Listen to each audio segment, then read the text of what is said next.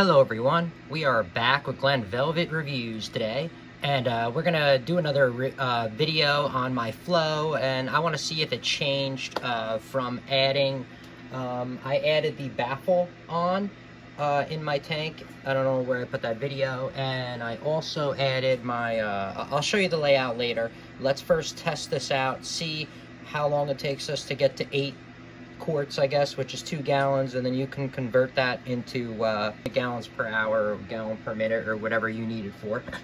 You'll be able to do that. So I just did it in there. Liters is on the other side. It's almost the same, but you know, obviously it goes apart as you get more and more volume. So let's plug in this pump, and then it's going to turn right on, and then you're going to see how many seconds, you can time it and see it in the video, how long it takes to get to 8, and then I'm just going to show you the piping on my layout, so you have an expectation of what to have total coming out in the volume in your tank with this pump and my setup. You know, if you do a little twitching here and there, at least you can have a basis on my setup and then work from there. If you don't have a flow meter, if you didn't have time to do this, I don't know, whatever the case may be. All right, we're gonna plug it in right now. Up right now.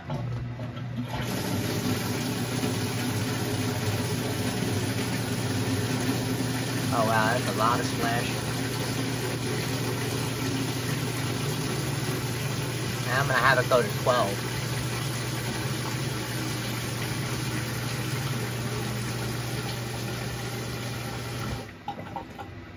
All right, so there you go. That's how quick it went to 12. That's how many seconds it took. So let's just look at my layout, and that's, you know, how many gallons you're gonna get in that amount of time. So I think I told you already in the last video how many inches I have total of pipe, but see, my return comes down there. I'm using that return that I got off Amazon. It comes down like this. See, I have it clamped right there. I used 1-inch diameter, inside diameter, you know, vinyl reinforced tubing right there. Goes into the barb, then goes into the 1-inch, hits the elbow, and that's new that I did put in from the other video, is I put in this valve, shut-off valve, this way, and the union. This way I can take it apart. And the other thing, I need to be able to control the flow of my pump. That's over there, so that's the reason why I installed that. So I put that on, and then also what I did install to see if it's slower. I don't know, I don't remember the video because I did it only a couple days ago, but I installed the baffle. See the 10-gallon baffle right there? So I don't know if that has any restriction or is going to be a little bit different. I don't think so, because I filled it up so high, so it didn't even matter anyway. But I'm just showing you gallons per hour when it was filled up that high. Next video that I do, I am going to install the check valve that I bought because the one that came from Amazon had metal in it. So make sure when you're ordering the check valves, if it's especially for salt water, you should be using, you know, no metal in there, because then you're going to get it in the water and kill all your invertebrates. You know, you're going to have copper in there, and that's not going to be good. I've done that before, and I killed a lot of fish in the beginning of the hobby. So you, yeah, you don't want to do that. So that's why I had to get it from Bulk Reef Supply. So I ordered it. I'm going to put that in. I got to redo this piping. It's still going to be the same layout, but instead I'm going to go up here and then over, because I'm going to put the check valve right above the pump right here, because usually, and when we have sump pumps inside the basements, when I install sump pumps, because we have sump pumps here and I have them in my other houses,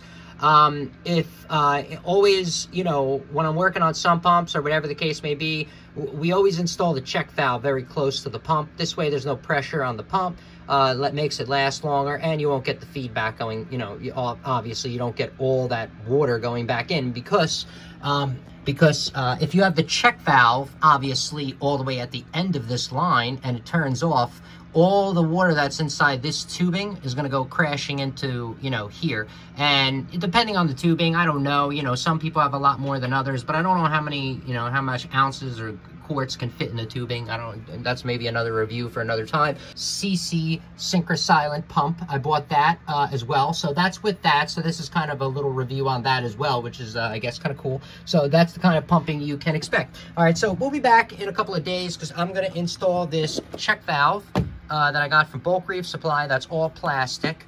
And also, I'll show you that something that I learned with the check valve as well, that I did a little test on, so we'll go through that later. But I just wanted to update you on, you know, my layout on the 60 breeder, on what's going on, how my setup's occurring, and that's it. So everybody enjoy. That's it for Glen Velvet Reviews. If you have any questions or comments, please post them down below. I would love to know. Also, subscribe to my channel. Join me on my review adventures as I try to put up stuff to help out the community, just like I get help from the community. Just want to let you know, the only reason those lights are on like that temporarily is because I just relocated. This tank used to be here, and I had to empty it out, and there was a lot of work moving it. So that's the reason why that's just sitting there for now, just to let you guys know that whole shibba shabba. All right, everybody enjoy. Be safe. I'm out. Bye-bye.